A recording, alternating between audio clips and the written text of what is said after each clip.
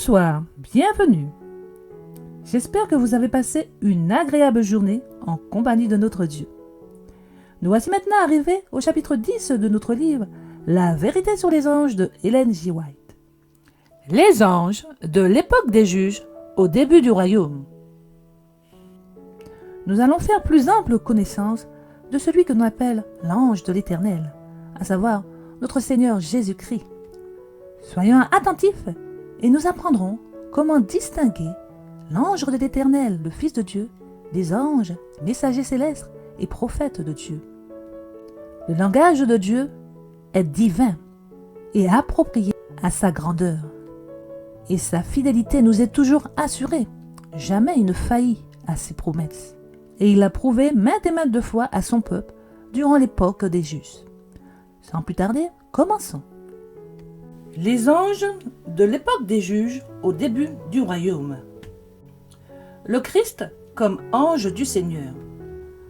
Lorsque Dieu envoyait autrefois ses anges pour exercer son ministère ou communiquer avec des individus, ceux-ci, lorsqu'ils apprenaient que c'était un ange qu'ils avaient vu et avec lequel ils avaient parlé, étaient frappés de crainte et avaient peur de mourir.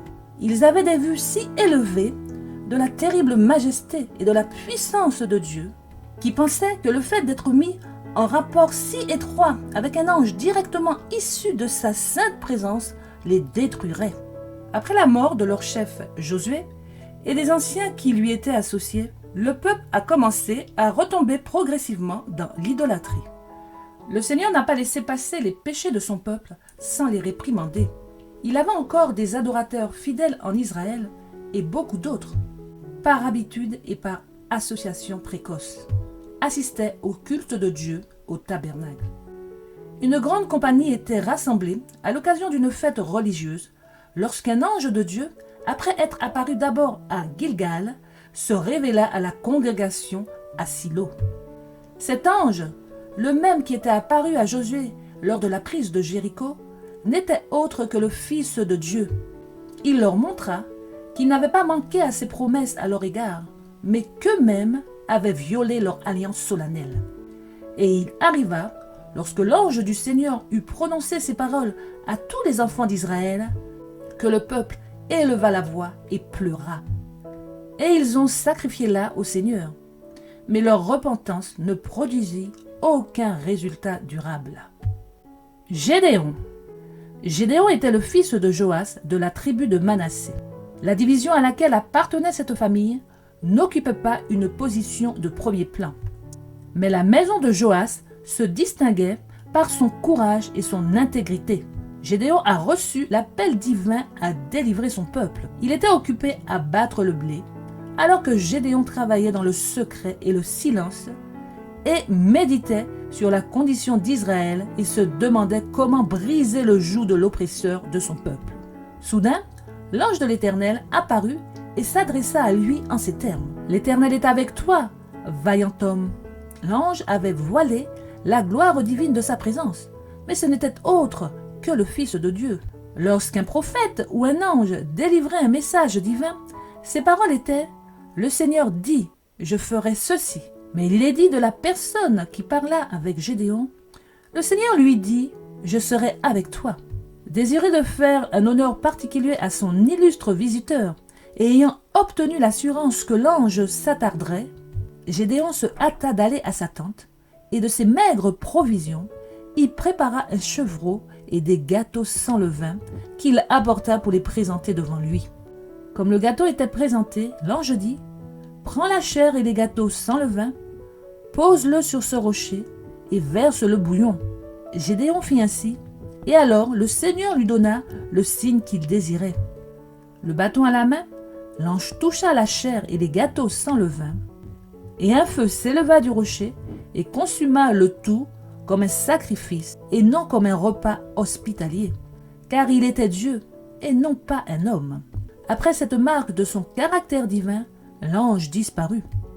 Lorsqu'il fut convaincu d'avoir regardé le Fils de Dieu, Gédéon fut rempli de crainte et s'exclama « Hélas, Seigneur Dieu, car j'ai vu un ange du Seigneur en face. » Alors le Seigneur apparut gracieusement à Gédéon une seconde fois et lui dit La paix soit avec toi, ne crains pas, tu ne mourras pas. » Ces paroles gracieuses ont été prononcées par le même Sauveur compatissant qui a dit aux disciples tentés sur la mer déchaînée, « C'est moi, n'ayez pas peur. » Il est apparu à ces personnes affligées dans la chambre haute et a prononcé les mêmes paroles adressées à Gédéon. « La paix soit avec vous. » Samson.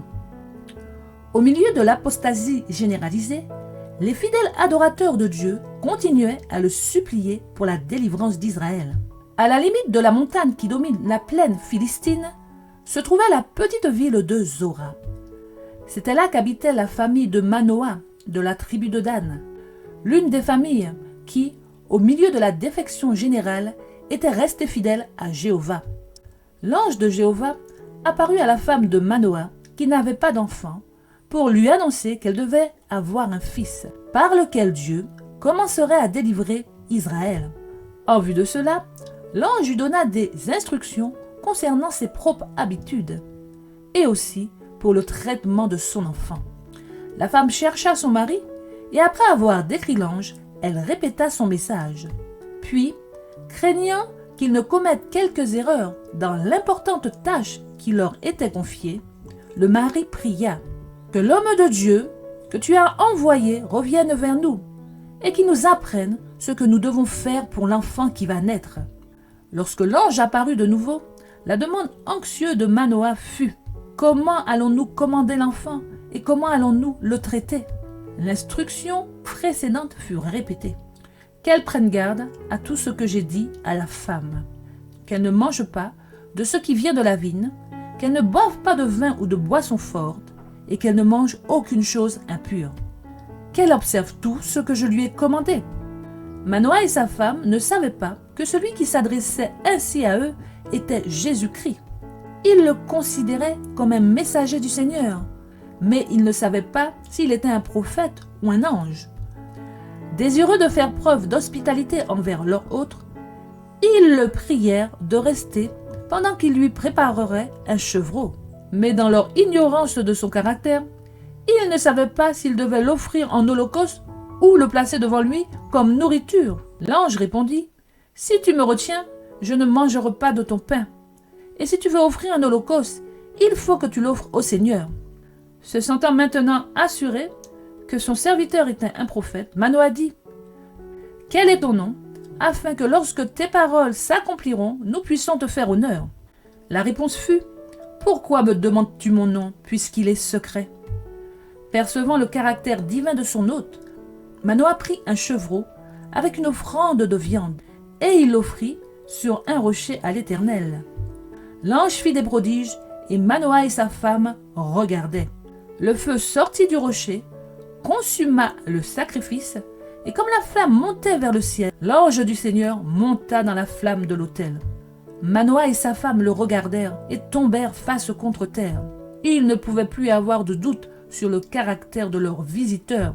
Ils savaient qu'ils avaient regardé le Saint qui, voilant sa gloire dans la colonne nuageuse, avait été le guide et l'aide d'Israël dans le désert. L'étonnement, la crainte et la terreur remplissaient le cœur de Manoah, et il ne pouvait que s'exclamer « Nous mourrons certainement, parce que nous avons vu Dieu. » Mais sa compagne, en cette heure solennelle, possédait plus de foi que lui. Elle lui rappela que le Seigneur avait bien voulu accepter leur sacrifice et qu'il leur avait promis un fils qui devrait commencer à délivrer Israël. C'était une preuve de faveur au lieu de colère. La promesse divine faite à Manoah se réalisa en temps voulu par la naissance d'un fils, auquel fut donné le nom de Samson. Par ordre de l'ange, aucun rasoir ne devait venir sur la tête de l'enfant, celui-ci étant consacré à Dieu en tant que nazaréen dès sa naissance. Samuel et Élie. Samuel était un enfant entouré des influences les plus corruptrices. Il a vu et entendu des choses qui ont affligé son âme. Les fils d'Élie, qui exerçaient une fonction sacrée, étaient contrôlés par Satan. Ces hommes polluaient toute l'atmosphère qui les entourait. Les hommes et les femmes étaient quotidiennement fascinés par le péché et le mal, mais Samuel marchait sans être souillé. Ses robes de caractère étaient sans tache. il ne s'associait pas au péché qui remplissait tout Israël de rapports effrayants et n'y prenait pas le moindre plaisir. Samuel aimait Dieu. Il maintenait son âme en lien si étroit avec le ciel qu'un ange fut envoyé pour lui parler des péchés des fils d'Élie qui corrompaient Israël. Les transgressions des fils d'Élie étaient si audacieuses qu'aucun sacrifice ne pouvait expier une transgression aussi délibérée. Ces pécheurs ont conduit l'arche au camp d'Israël. Dieu a permis que son arche soit prise par leurs ennemis pour montrer à Israël combien il était vain de se fier à l'arche, symbole de sa présence, alors qu'il profanait les commandements contenus dans l'arche. Les Philistins étaient triomphants, car ils avaient, comme ils le pensaient, le fameux Dieu des Israélites, qui avait fait pour eux de tels prodiges et qui les avait rendus redoutables à leurs ennemis.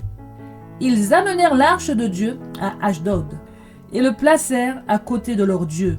Au matin, les prêtres de ces dieux entrèrent dans le temple et ils furent terrifiés de trouver Dagon tombé sur sa face contre terre devant l'arche du Seigneur. Les anges de Dieu qui accompagnaient toujours l'arche prosternèrent l'idole insensée, puis le mutilèrent pour montrer que Dieu, le Dieu vivant, était au-dessus de tous les dieux et que devant lui, tous les dieux païens n'étaient que néant. Les hommes de Beth-Shemesh répandirent rapidement la nouvelle que l'arche était en leur possession et les habitants du pays environnant affluèrent pour saluer son retour. L'arche avait été placée sur la pierre qui avait d'abord servi d'autel et devant elle, des sacrifices supplémentaires avaient été offerts au Seigneur. Au lieu de préparer un endroit approprié pour l'accueillir, ils l'ont laissé dans le champ de moisson, tout en continuant à contempler le coffre sacré et à parler de la manière merveilleuse dont il avait été restauré. Ils commencèrent à se demander où résidait son pouvoir particulier. Enfin, poussés par la curiosité, ils enlevèrent les couvertures et risquèrent à l'ouvrir. Même les Philistins païens n'avaient pas osé enlever ces couvertures. Des anges du ciel, invisibles, l'ont toujours accompagné dans ses déplacements. L'audace irrévérencieuse des habitants de Beth-Shemesh fut rapidement punie. Beaucoup d'entre eux furent frappés d'une mort subite. Amen. Ainsi s'achève la première partie de notre récit. Je n'ai plus qu'à vous souhaiter une excellente nuit sous l'égide de notre Dieu. Pensez à prier et à réclamer vos anges. N'oubliez pas de liker, de vous abonner. À très bientôt si Dieu veut. Soyez bénis.